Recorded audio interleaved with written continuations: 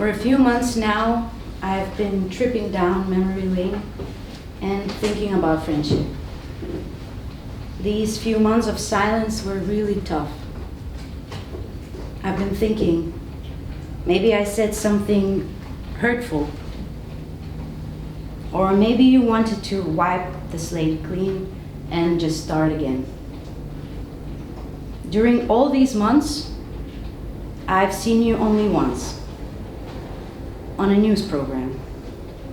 I got confused because I've always been thinking that we are looking for wise ideas together, and we do have definitely a lot in common. On top of your head there is a wig of blonde hair. On your regular clothes you're wearing lingerie, and on your banner is written, "Does this make me a woman?" I'm trying to remember your voice and laughter. I stopped trying to reach you. Only sometimes I impulsively write you to ask something without an expectation to get your answer.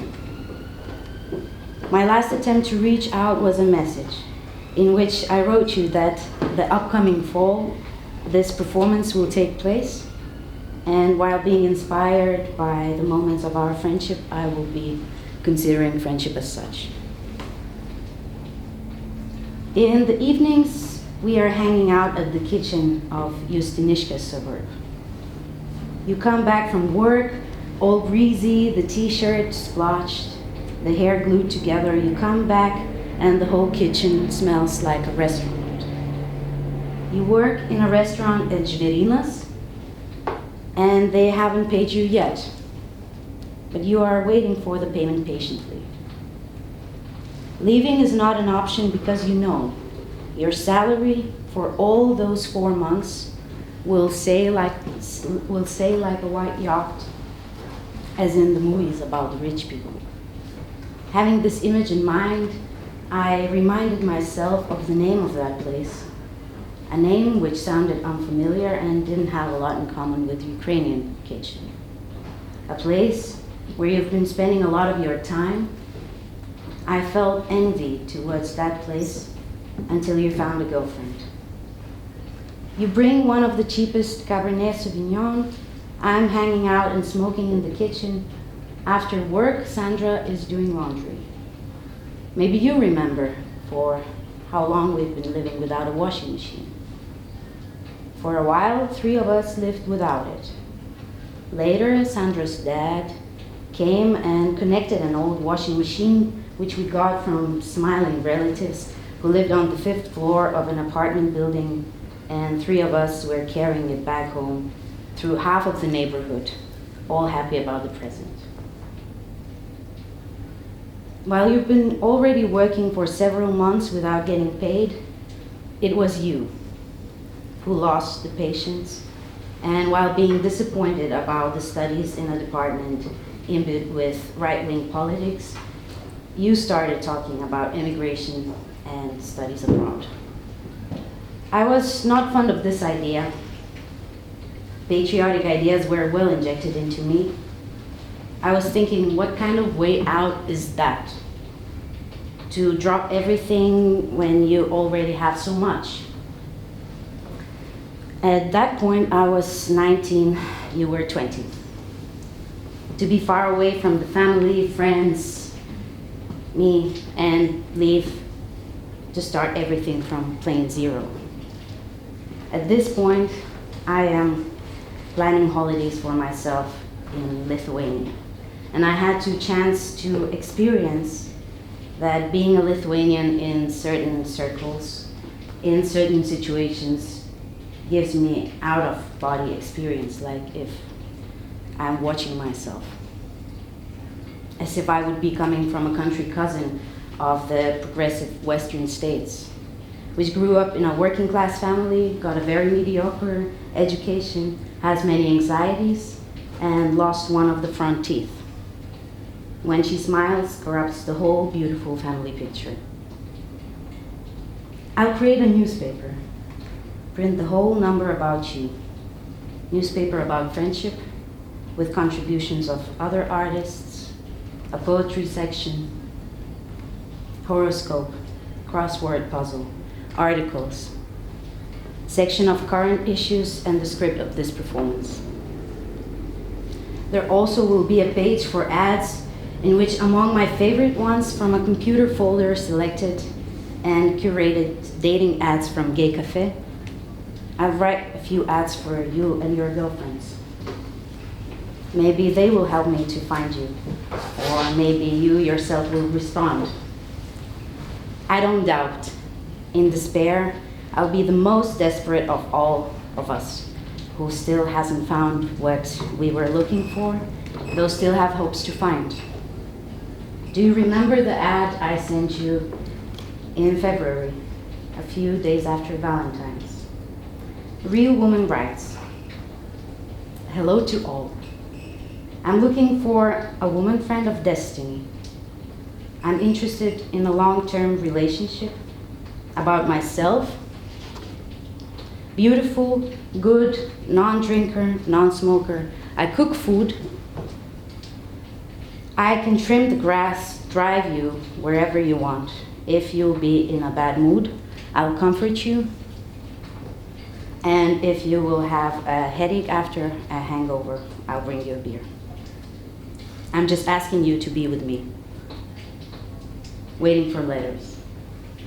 I've been thinking, maybe I will make you laugh with an ad written by a woman who lives in a tiny town and has difficulties to meet other women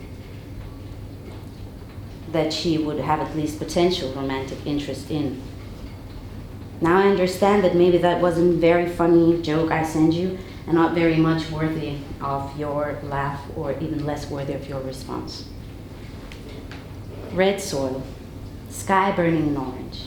You and I, with swollen eyes, are meeting the morning dawn while sitting on a bench in children's playground. We've been talking through the night, so many things we had to discuss. First of all, how the women of our community should be taken care of while being pushed aside of it. The menfolk already have everything. They have parties, rule organizations, the money of Soros, and what about us? Lesbians. Yes, lesbians. Today I'm not afraid of this word, and I don't find it disgusting. At that point, when we were living together, I found words like lesbian or dyke among distasteful curse words that I was holding myself not too used to because of their misogynistic origin.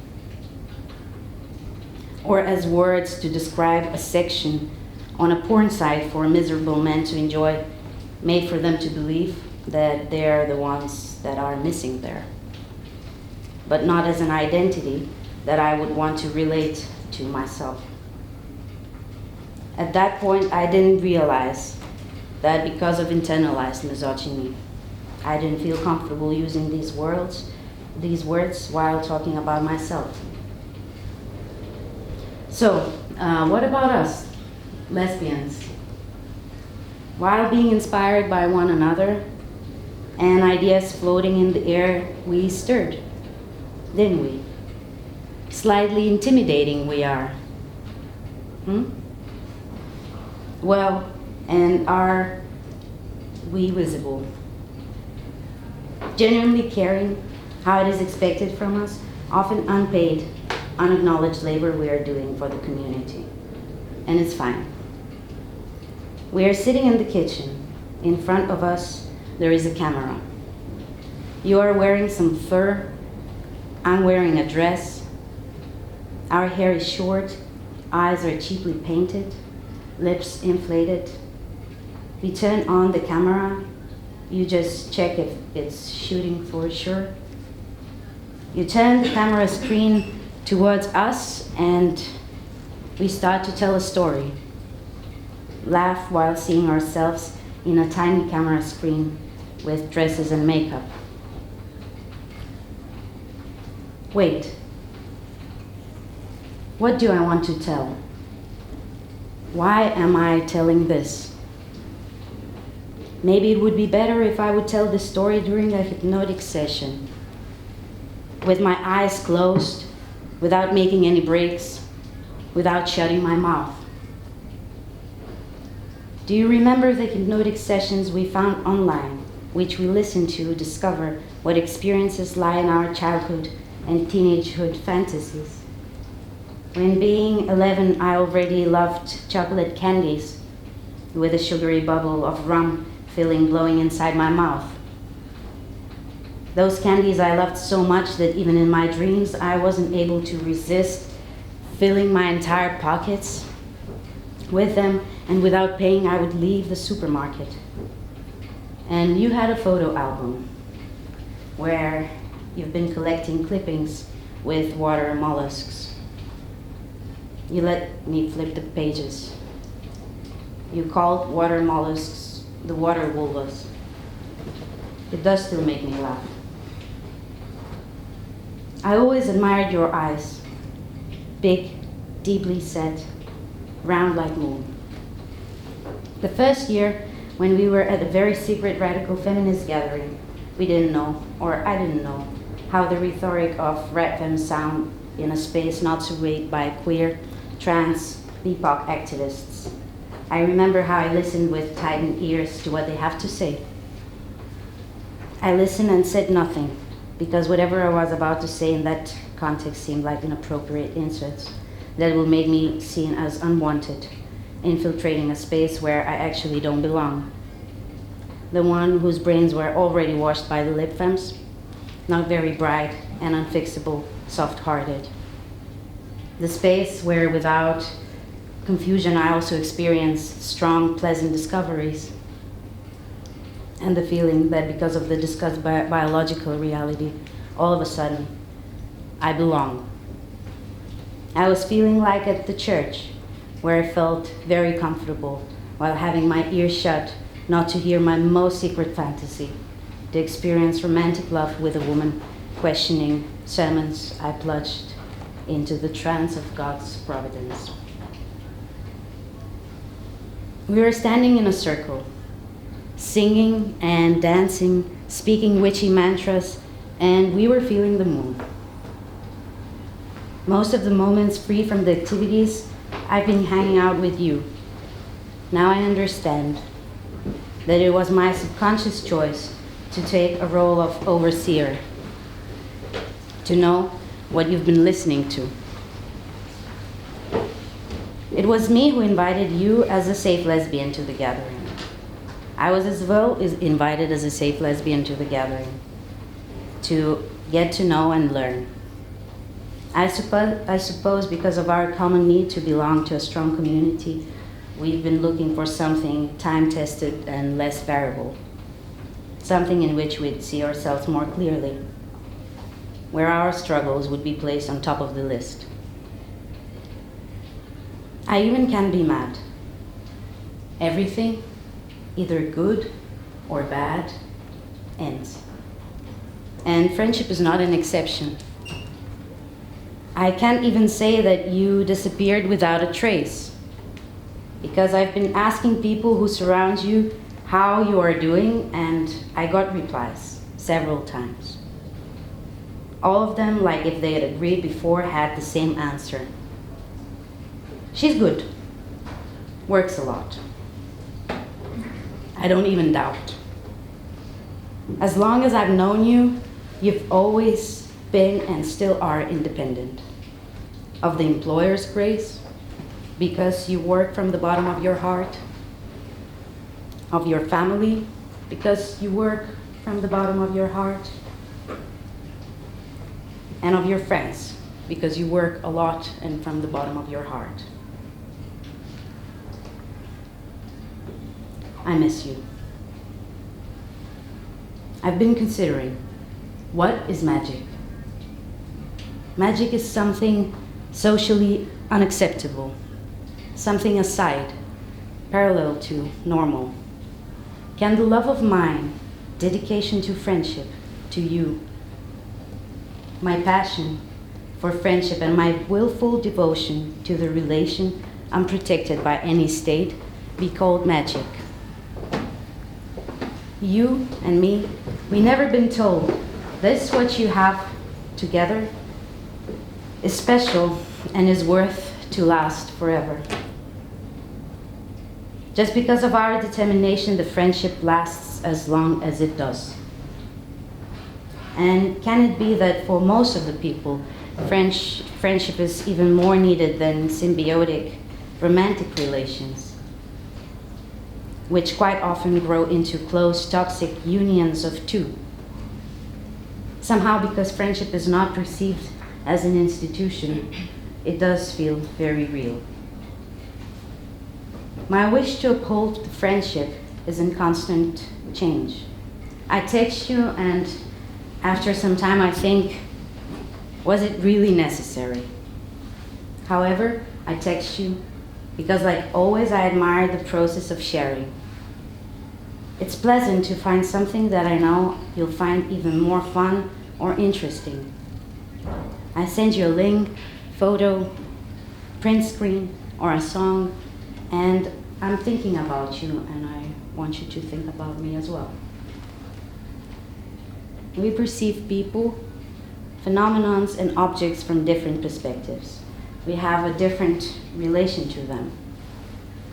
Like then, when your girlfriend took the money of feminist projects started in Lithuania for Lithuanian audiences and went away with it on another side of the Atlantic Ocean to do her own art. But then we've seen the situation from two different sides, didn't we? And we managed to understand each other instead of pretending that everything is just fine. We had something in common. She both of us left. So, and what do you think? Where would you draw the boundary of friendship? Does friendship have anything in common with kinship? According to Lithuanian vocabulary, friendship is the word of female genus as well as kinship.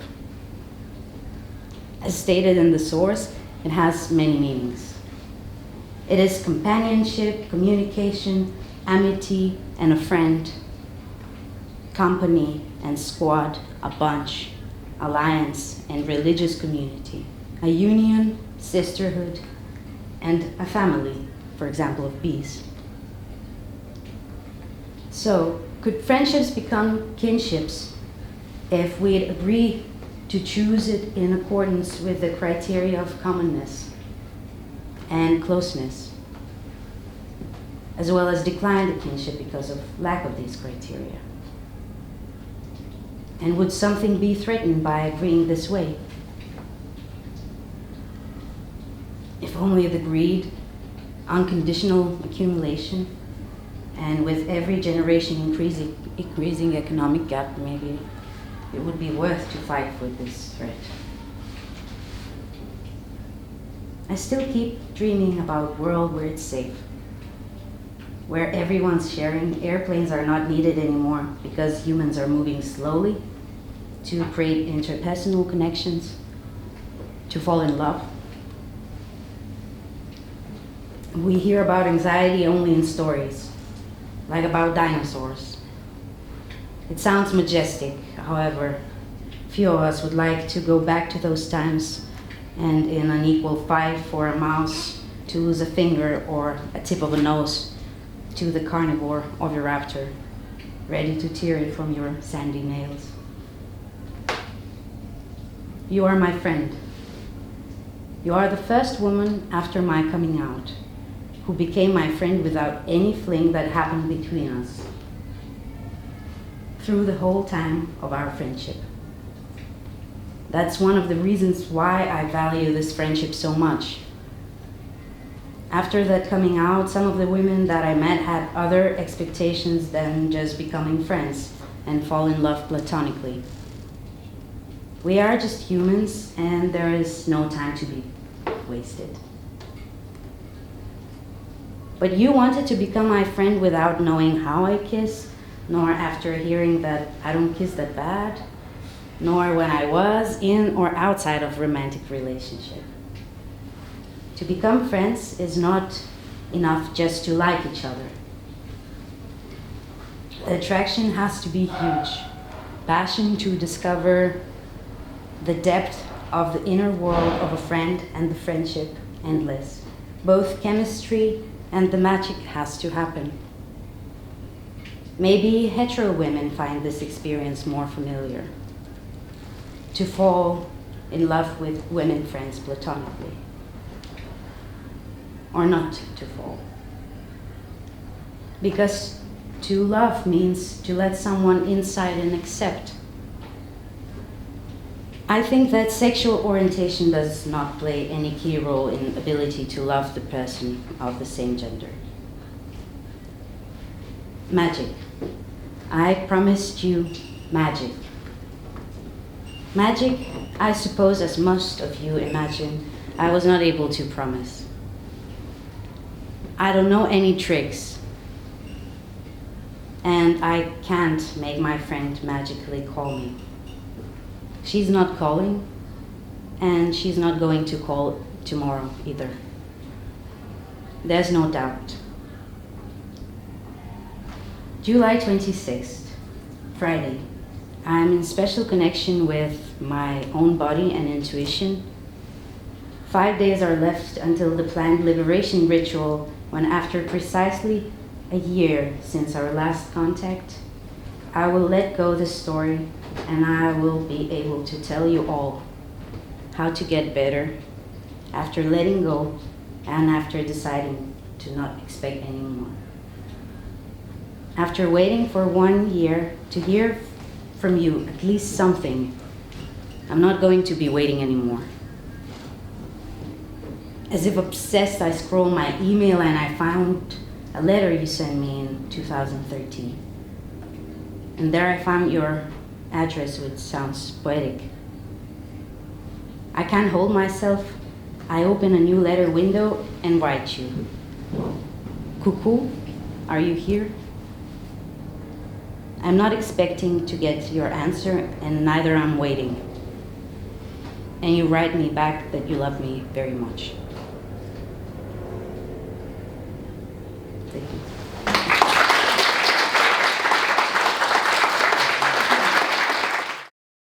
So I'm just gonna read a small series of poems. There are 12, one for each month of the year. And I wrote them thinking of Tomaso Binga's work, I Write You Only on a Sunday, which you all might have seen entering the space. And as every good year, we start with January. January 2019. My dear Tomaso, ti racconto un anno. I'll tell you a tale of a year. Conto un anno. I counted. Sono 12 mesi, 12 lettere, dolci, non docili. 12 are the months, and 12 are my letters. Dolci, non docili. I haven't met you yet, nor do I know I will. So, of course, I write to you in retrospective. For those who write are very much lucky, for they can travel through space and time in a typewriter-shaped shuttle. It's January 6, 2019. Looking for an epiphany and to reconnect with the wisdom of the witches, I have retreated on the top of a hill, hiding in the same country I hid away from 10 years ago. The winter is solitary and sunlit, assolato. I am sad and soppy like a stern tree. The hills are sinuous and warm and feminine. They are enveloping motherly repair. They hug me like a man. They are fertile in the spring and ripen by the time autumn comes and the harvest rips them off of their voluptuous mellow fruit, the juicy grapes. I warm up to the reverberation of the crackling bonfire. Sweet is the gurgling smell of the mulled wine. The fire collapses, eaten by the orange flames, devoured. The witch is dead. Occhio per occhio, dente per dente, non mi fido della gente. According to some, siamo tutte befane. Would you think of yourself as a witch?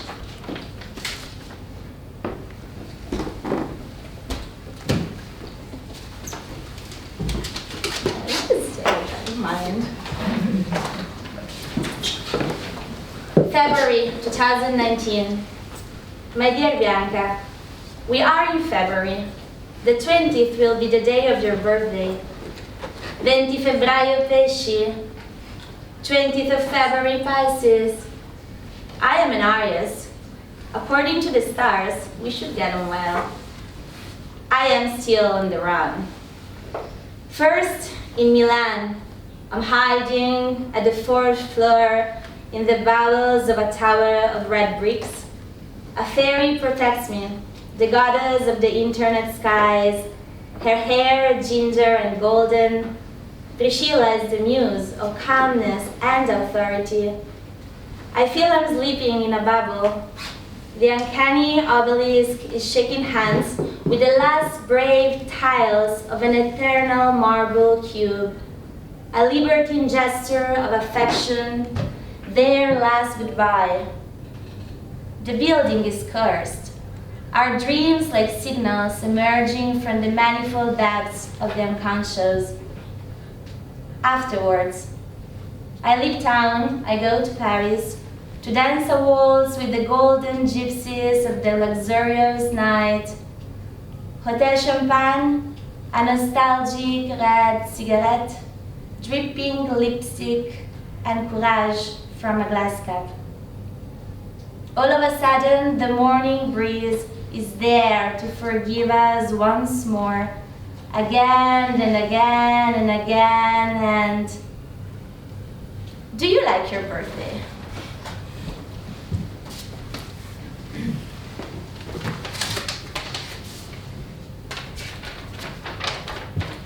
March 2019. My dear Tomaso, you were born on February 20, 1931. 1931. I was born on March 24, 1991. 1991. 60 years, 1 month, and 4 days separate us. Nothing really when compared to the infiniteness of the lifetimes of the universe. Not even a grain of a grain of a grain of a black hole. To quantum physics, we could be twins. Such thought cheers me up. What time were you born? I know your ascendant is Taurus, but I would like to read your moon. Do you believe in astrology? By the way, I'm on the run again.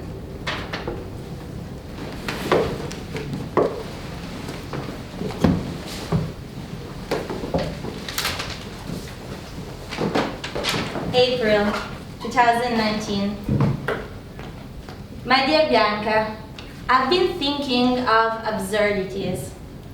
The paradox of alienation and estrangement. The paradox of space and time. The paradox of eros and death. The paradox of identity. The paradox of a lie so sincere it becomes a truth untold. The paradox of the malleable grid in between reality and fiction. The paradox of all questions unanswered, riddles unsolved, of all the lovers, of all the parallel dimensions never encountered. The Verfremdungseffekt, bewilderment. Questions answered with questions posed. The night that becomes the day, that it becomes the day, that becomes the night. What is your biggest paradox in life?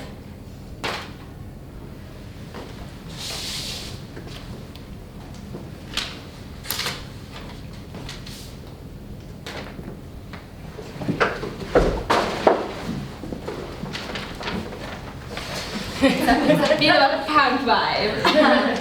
May 2019. My dear Tomaso, we are in the sweet month of May. I'm in Rome. It's such pity we don't know each other yet. Otherwise, I could have visited you. I spent a day in the warehouse that holds all the scene props of Eduardo de Filippo. It is like a treasure trunk. Do you like going to the theater?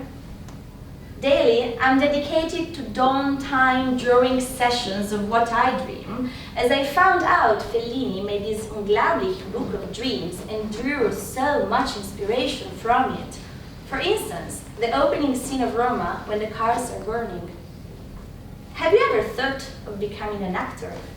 Tomaso Binga is such a good name. I've realized actors, artists, and writers share lots in common. Besides the occasionally shimmering ego, we are on a life mission of alchemy, making the invisible visible.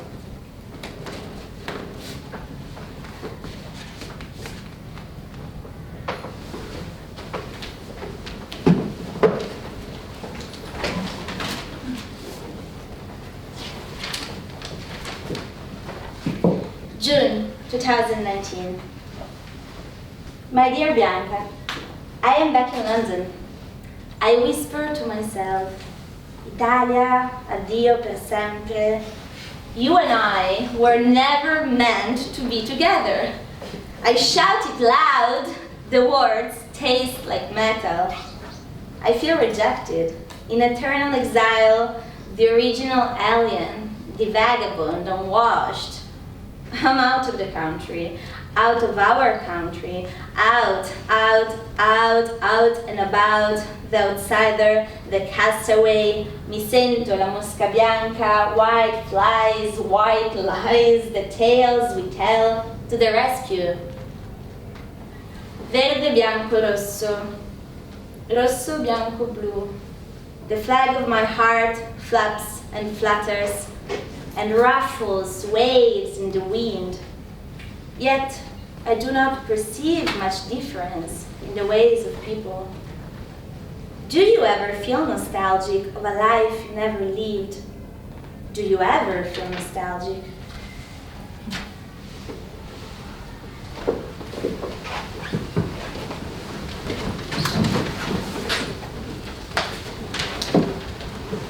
July 2019. My dear Tommaso, have you ever climbed a volcano? I am in Stromboli. The volcano is a man. They call it Idu. That means him. But the magma, she's a lady. She is the one who makes him alive.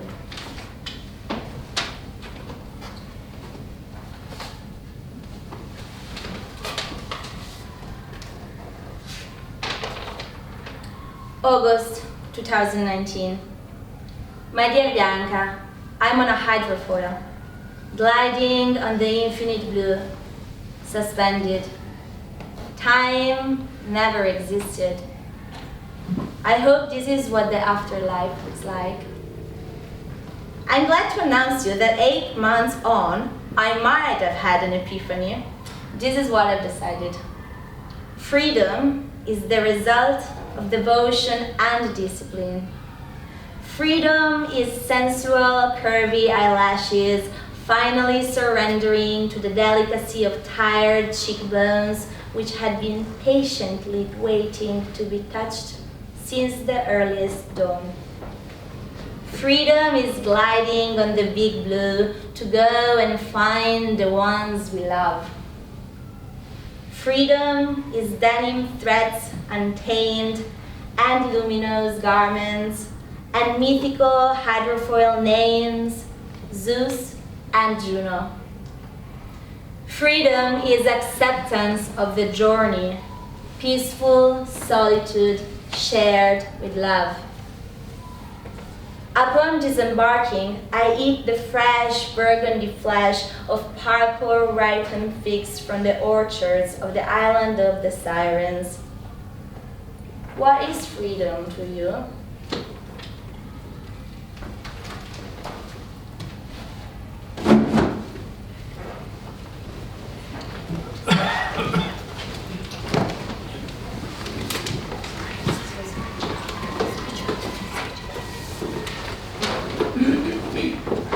November 2019. My dear Bianca, the moment has almost come. We will meet, but I don't know it yet. I am in Trieste, the city of Italo Svevo, Umberto Saba, and Giorgio Streller, James Joyce, and Ernest Hemingway. But I'm thinking of Livia, who, like your Penelope, patiently and tirelessly threaded the memoirs of her husband, turning the flesh of the man into a beautiful book of rustling, sensual paper. Un filo dritto ed uno rovescio. She consigned him to history, selfless, not remissive. I drop a stitch and slip a stitch.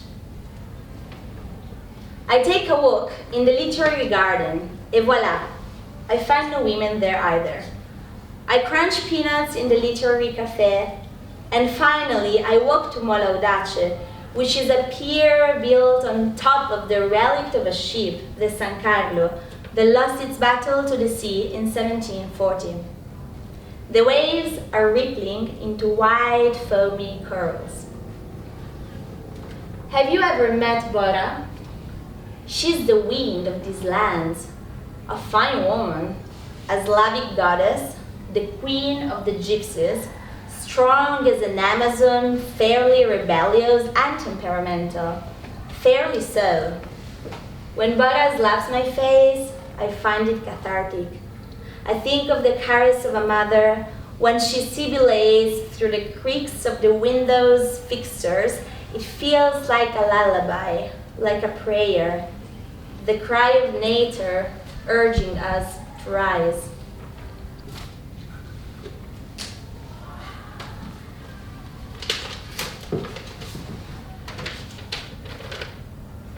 October 2019.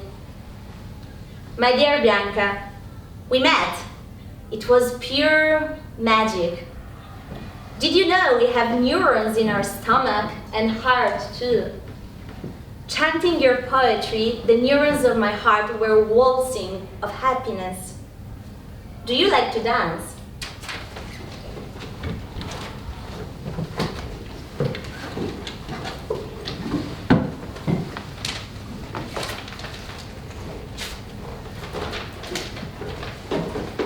November 2019. My dear Bianca, now that we met, I want to ask you for some love advice. What is love made of? Maybe love is a stroll into the woods purely untouched, a swim in the crystalline waters of quartz, the whistle of the wind singing Leonard Cohen, the infiniteness of lands spread between sands and meadows full of lightness. Maybe love is its own potential for expression. A rock ready to be engraved. The simple pleasure of waking up to a rainy day, naked in bed, with someone that makes you feel protected. The power of the eternal and of the ethereal. Never repenting.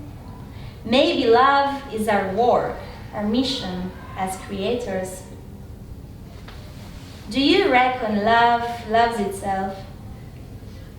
Or would you suggest I get married to myself like you did? I wish we could all be married to ourselves for at least one successful day. Then perhaps we could marry someone else too, if we want.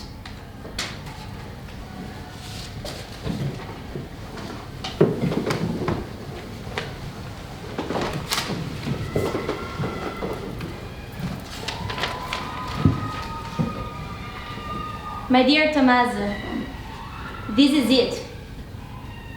This is the end, my newfound friend. This is the end of the year.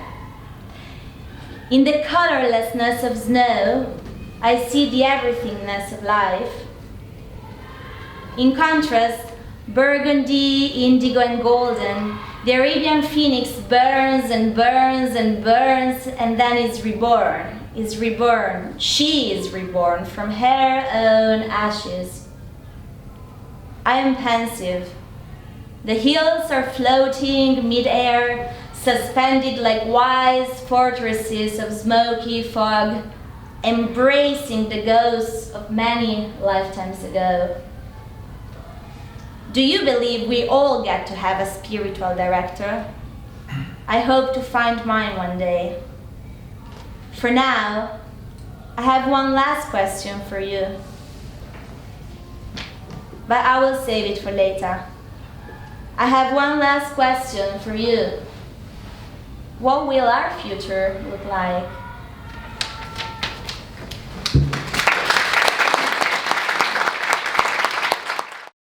Or maybe the 50 years it took me, maybe 50 in this steady body, strong and sturdy, maybe Rosa Putnam, as formerly known, maybe the kind of citizen who pays 50% on income, or maybe 50 years valuable, maybe one single body in its public portions, or maybe bodies other out there uncountable, or maybe Rosa, an artist with no public confidence, or maybe an number of others willing to perform it, or maybe me, Rosa, working as an au pair, or maybe Rosa later on a plane with girlfriends, maybe a well-deserved holiday on which I spend my savings, or maybe a staycation in the city, or whatever people call it, maybe jumping into bodies of water in the summer, or maybe me on a boat out of poverty or ethics, maybe unstuck from a chalkboard framework, or maybe Rosa, piece of paper, envelope, maybe file, alphabetic numbering, or maybe one body counting for one body only, maybe screw top bottled with its own cryptocurrency, maybe baby crush me or write me up some neat initials, maybe nuptials.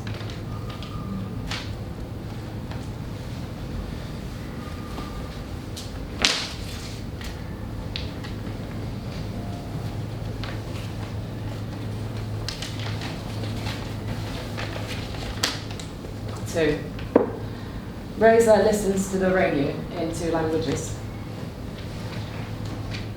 Quel gran genio del mio amico market, lui saprebbe cosa fa regional and international target, lui saprebbe come aggiustare session con un cacciavite in mano fa miracoli in the country in taxes. Ti regolerebbe il mini movement of funds and investment, alzandolo un polarized efforts e non picchieresti in testaments. Così forte note checkers e potresti ripartire certamente non voler rejected, ma abbiamo già rejected again. Well, sì, viaggiare, evitando le buche più dure, senza per questo cadere nelle tue paure, gentilmente, senza fumo, con amore. 2. Yes, to travel, avoid the most adults, do not fall into your fears, gently, no smoke, with love. Dolcemente viaggiare, went to sea, rallentare a pilgrim boat, con un ritmo nel cuore and plenty of amore, gentilmente in a £5 note. 4. Yes, to travel, avoiding the deepest pothole, they pack some honey and plenty of money, gently, no smoke, with love. Qui me ex verticulis mes potastis quod sunt moleculi parum pudicum. Qui me ex versiculis mes potastis quod sunt moleculi parum pudicum. I'm sorry for my English accent. My Italian is worse. Oh, pussy, my love, pussy, my love, pussy, you are my love. Calling me dirt, because my poems have naughty, naughty words in them. I am sorry for my English. Parum pudicum puerpera. Puerpera atum pater. Let me attempt a question. Is he wrong to ban the following words? Very, due to, ongoing, hopefully unacceptable, equal, too many eyes, yourself, lot, got, speculate, invest, as in schools, as in, no longer fit for purpose, I'm pleased to learn, meet with, ascertain, ascertain, disappointment. I note and or understand your concerns.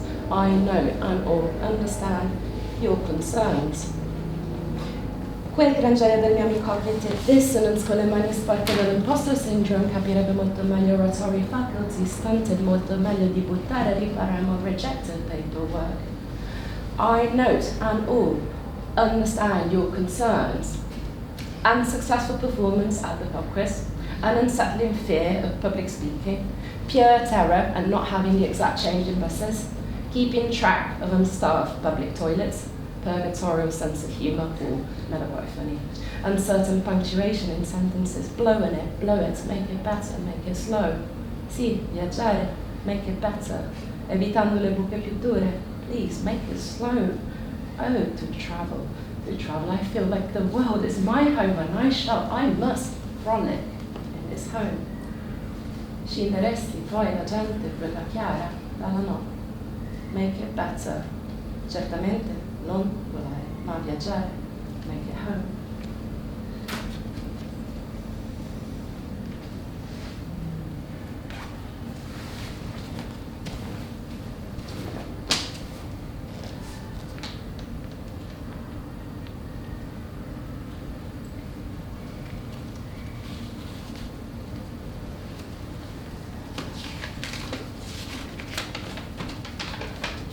Three, Rosa signs on the dotted line. And what did you do? Did you really not tell anyone? Did you really not tell anyone? Did you really not tell anyone? Did you not tell anyone? Really? Did you not really tell anyone? Did you not tell anyone? Really? Did you not tell anyone? Did you not tell anyone at all? There's nobody there. May I have your attention, please? We are here today to celebrate the ring as a symbol of a promise, this union. If I push a ring onto thee when nobody's watching, will you still be faithful? And if I lead thee into the dark, if we should both be led astray, and if I lead you off a cliff blindfolded, hands tied up, and if your mouth is a peach I haven't yet dared to bite into, will you hit me? And if a tree hits the ground and nobody catches it, may we still speak of trust? Rosa Putnam has been living in the UK for the last 50 years and is a working artist. In 2016, Rosa took her desire for the strong and silent type to a new extreme when she married a Bridge in London. Rosa donned a pink wedding dress as she tied the knot with a handsome, strong and stable partner. She'd fallen in love with the sensual stone at first sight, and today they're celebrating the 3-year anniversary. The marriage is still to receive the seal of approval from the registry office, but Rosa does not care. She believes that true love needs no witnesses, no ratification.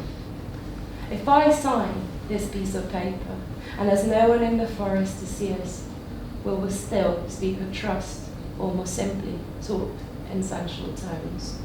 I note and all understand equals nothing.